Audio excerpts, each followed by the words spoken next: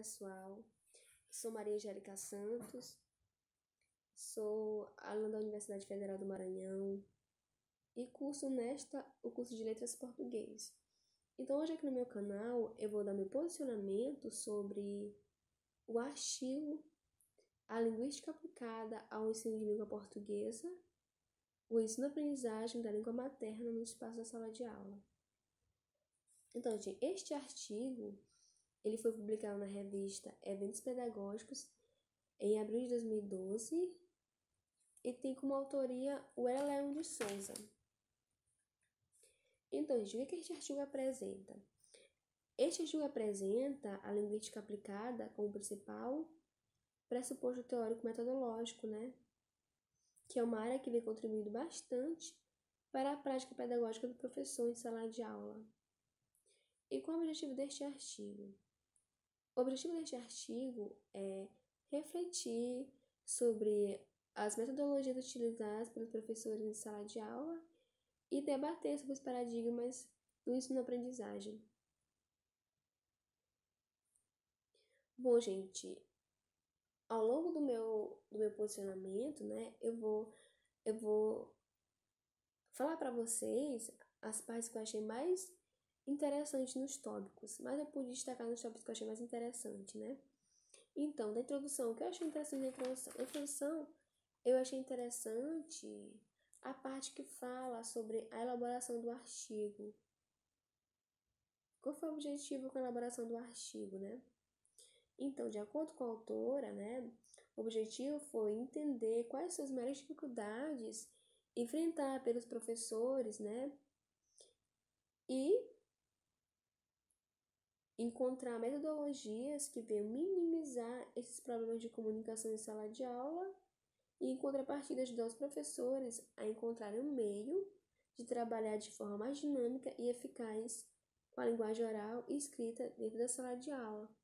Então, aí a elaboração do artigo, né, foi com o objetivo de ajudar a combater esse problema existente dentro da sala de aula, com relação à linguagem oral e escrita, né? Outra parte interessante é a parte em relação às discussões históricas acerca do insuficiente resultado obtido em sala de aula em relação ao ensino-aprendizagem, né? Que está voltado também para a linguagem oral e escrita.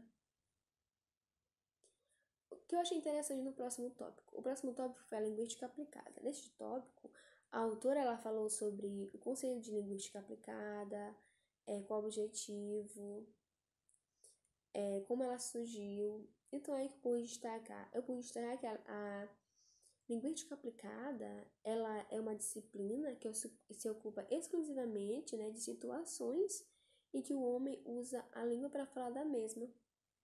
Usa a língua para falar da própria língua.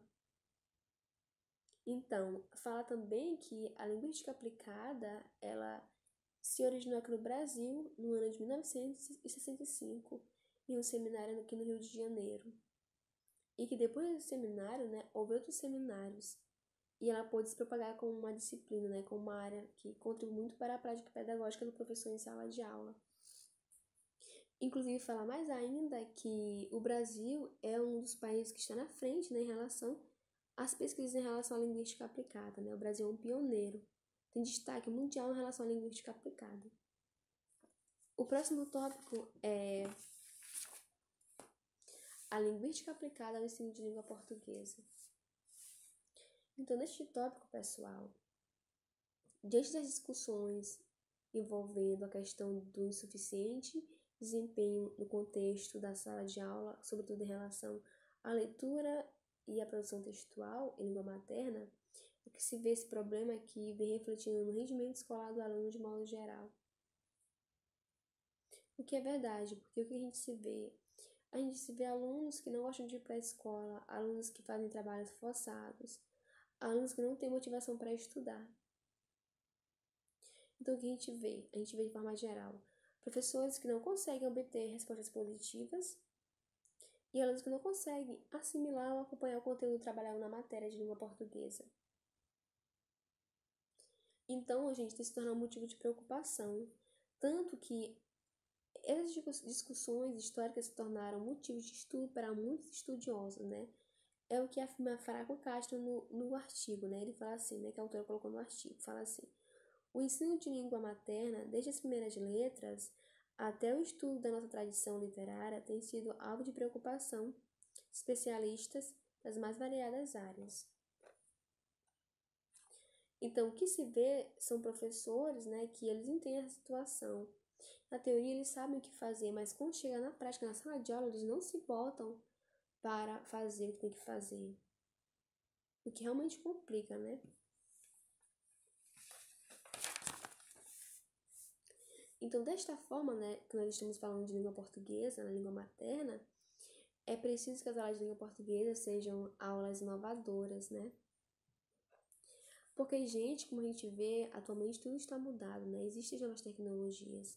Então, o professor ele tem que se agarrar naquilo que pode melhorar a sua aula. Ele pode pegar um computador, leva para a sala de aula. Ele pode dar uma aula através do data show. Ele pode usar um vídeo, passar na sala de aula, né, e dizer para os alunos fazer uma resenha, uma interação argumentativa. Ele pode mudar a sua realidade, depende do seu esforço, né? Ele tem que usar as metodologias para que ele possa chamar os alunos para a sala de aula. Mas o que a gente vê são professores ligados ao tradicionalismo, aulas monótonas, o que realmente complica a situação. Então, o professor, para que ele possa melhorar a situação, ele precisa sair da rotina e deixar de lado esses paradigmas tradicionais, né? Que é muito existente, até atualmente existe bastante. Então, o professor ele tem que buscar sempre inovar na sala de aula. Porque assim os alunos vão tomar gosto pela aprendizagem, né? E não só isso, gente. A escola ela também é responsável, né? Pela aprendizagem do aluno. Então, ela tem que ser um ambiente que o aluno se sinta confortável, se sinta bem. Porque assim ele vai ter um excelente ensino-aprendizado, porque ele vai se sentir bem naquele local, naquela aula. Não só o professor, mas também a outra parte do corpo docente, né? Diretor, zelador e outros mais que fazem parte. Porque, como a gente sabe, é muito importante o domínio da língua oral e escrita, gente, porque a língua oral e escrita, né, serve para o aluno se comunicar, para ele ter acesso à informação, para ele defender seu ponto de vista, para ele partilhar e construir ideias, né?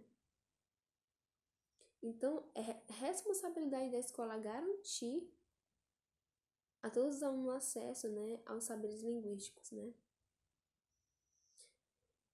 Principalmente porque o aluno, né, ele mais tarde, né, ele vai exercer o seu exercício de cidadania, né, que é o direito alienável. Pois é, pessoal. Então, o próximo tópico a ser discutido, né, que eu vou me posicionar aqui também, é o ensino de língua portuguesa em sala de aula. Então, gente, este tópico, ele continua a falar sobre o problema enfrentado pela escola, né, em questão do ensino-aprendizagem, né, da língua materna. Então, aqui destaca que é papel da escola formar os alunos cidadãos aptos para enfrentar o mundo que os aguardam. Porque, como a gente sabe, o mundo de hoje ele é cheio de pressões e cobranças. Ou os alunos estão preparados para vencer todos os desafios que surgem diariamente à sua frente, ou serão reduzidos a nada. É o que fala no artigo, gente. E realmente é verdade, porque a gente consegue ver que tem pessoas que se formam, tem uma graduação, uma pós-graduação, tem muito curso e estão desempregados. Imagina só uma pessoa que não gosta de estudar, que não tem uma boa formação, como é que vai ficar? Vai passar fome, vai sofrer, né? Então, diante do mundo que nós estamos vivendo, é necessário um bom preparo intelectual, é necessário um estudo de qualidade, o que depende da prática do professor, né? Então, é aí que o professor ele tem que ser excelente por excelência, ele tem que se esforçar para ministrar uma boa aula. Outra questão também muito importante foi essa parte que fala sobre a importância da leitura, né, na vida do aluno. Fala que o professor tem que incentivar o aluno, ele tem que ser exemplo para o aluno, né? Por exemplo, como eu. Eu comecei a ler por causa dos meus professores, né? De português. Professor Heraldino e professor Wesley. Professor Heraldino do ensino fundamental maior e professor Wesley do ensino médio. E eu comecei a ler porque eu me sentia bem, eu via eles falando bem, eles escreviam bem, então eu também queria ser igual a eles. Então isso me incentivou. Eles falavam, Angélica, lê esse livro. E eu gostei muito de ler, o livro que eu gostei muito, muito de ler foi O Primo Basílio, do Realismo e Naturalismo, de Eça de Queiroz.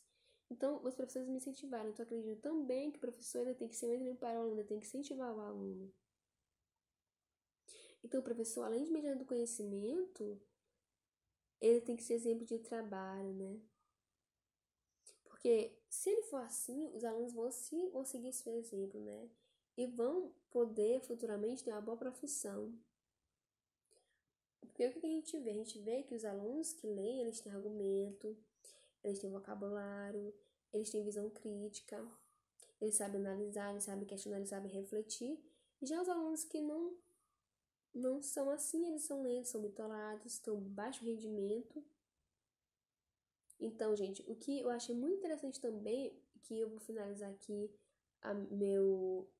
minha opinião, meus apontamentos, né, o meu posicionamento, é a parte que fala assim no artigo, que está na hora da escola acordar e que o professor precisa sentir a necessidade de instruir seus alunos a serem leitores ácidos. E que os professores têm que deixar o comodismo de lado, arregaçar as mangas e fazer esse papel com garra, determinação e criatividade. E é isso aí. Se todos agirem assim, com certeza nós iremos construir um mundo melhor para todos, né? Com certeza iremos construir.